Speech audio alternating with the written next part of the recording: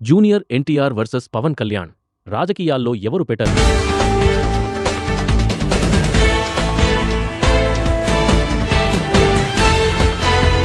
తమిళనాడులో సినీ నటుడు విజయ్ రాజకీయాల్లోకి వచ్చి ముఖ్యమంత్రి పదవిని లక్ష్యంగా చేసుకున్న నేపథ్యంలో ఆంధ్రప్రదేశ్ రాజకీయాల్లో కూడా మరోసారి ఒక ప్రశ్న చర్చకు వస్తోంది. సినిమా నుంచి రాజకీయాల్లోకి వచ్చిన వారిలో భవిష్యత్తులో ముఖ్యమంత్రి అయ్యే అవకాశం ఎవరికి ఉంది? పవన్ కళ్యాణ్కా, జూనియర్ ఎన్టీఆర్కా, లేక మరొకరికి అవకాశం ఉందా? ప్రస్తుతం ఈ అంశంపై రాజకీయ వర్గాల్లో, సోషల్ మీడియాల్లో ఆసక్తికరమైన చర్చ జరుగుతోంది. పవన్ కళ్యాణ్ విషయానికి వస్తే జనసేన పార్టీని స్థాపించి రాజకీయాల్లో తనకంటూ ఒక ప్రత్యేక గుర్తింపు తెచ్చుకున్నారు. 2024 ఎన్నికల తర్వాత టీడీపీ, బీజేపీతో కలిసి కూటమి ప్రభుత్వంలో కీలక భాగస్వామిగా ఉన్నారు.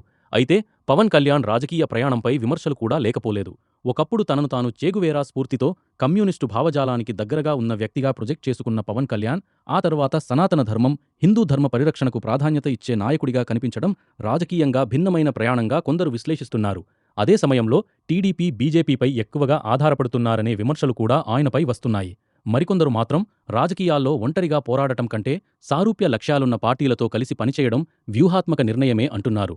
పవన్ కళ్యాణ్ చేసే కొన్ని వ్యాఖ్యలు, తీసుకునే కొన్ని నిర్ణయాలు ఆయన అభిమానుల్లో కూడా చర్చకు దారితీస్తున్నాయి.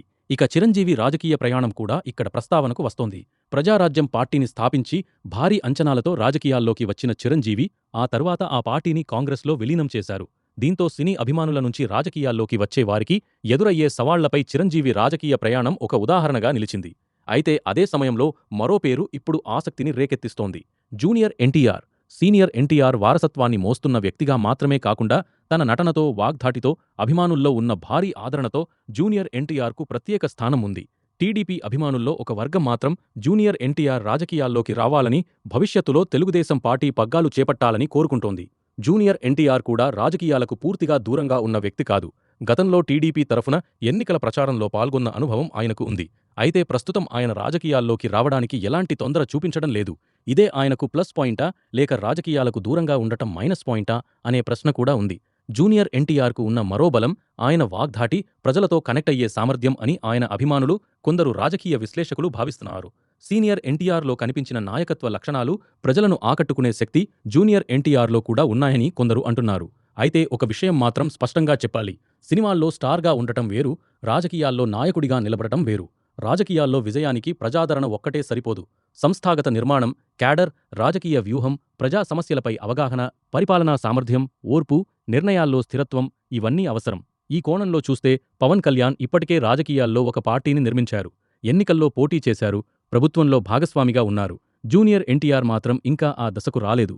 కాబట్టి ఇద్దరినీ పూర్తిగా ఒకే కొలమానంతో పోల్చడం కూడా సరైనది కాకపోవచ్చు. మరోవైపు నారా లోకేష్ విషయంలో కూడా ఇదే చర్చ కొనసాగుతోంది.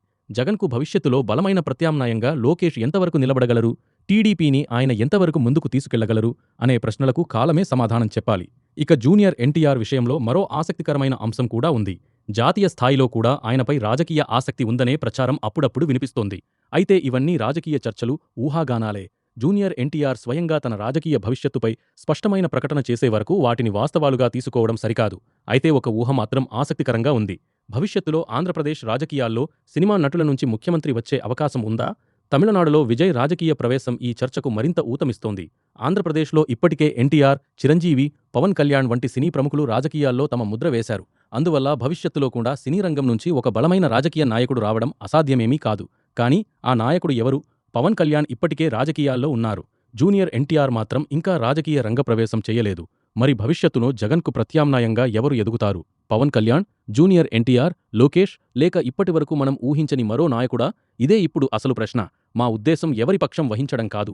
ప్రజల్లో ఒక ఆరోగ్యకరమైన రాజకీయ చర్చ మొదలవ్వాలి. మీ దృష్టిలో పవన్ కళ్యాణ్ వర్సెస్ జూనియర్ ఎన్టీఆర్, ఇద్దరిలో రాజకీయంగా ఎవరు బెటర్ ఆప్షన్? లేక ఇద్దరూ కాకుండా మరొక నాయకుడే భవిష్యత్తులో ఆంధ్రప్రదేశ్కు ముఖ్యమంత్రి అయ్యే అవకాశం ఉందని మీరు భావిస్తున్నారా? మీ అభిప్రాయాన్ని కామెంట్లో చెప్పండి. వీడియో నచ్చితే లైక్ చేయండి. మీకు తెలిసిన వారికి షేర్ చేయండి. ఇలాంటి రాజకీయ విశ్లేషణలు మరిన్ని చూడాలంటే జన విజయం ఛానల్ను సబ్స్క్రైబ్ చేయండి. ధన్యవాదాలు.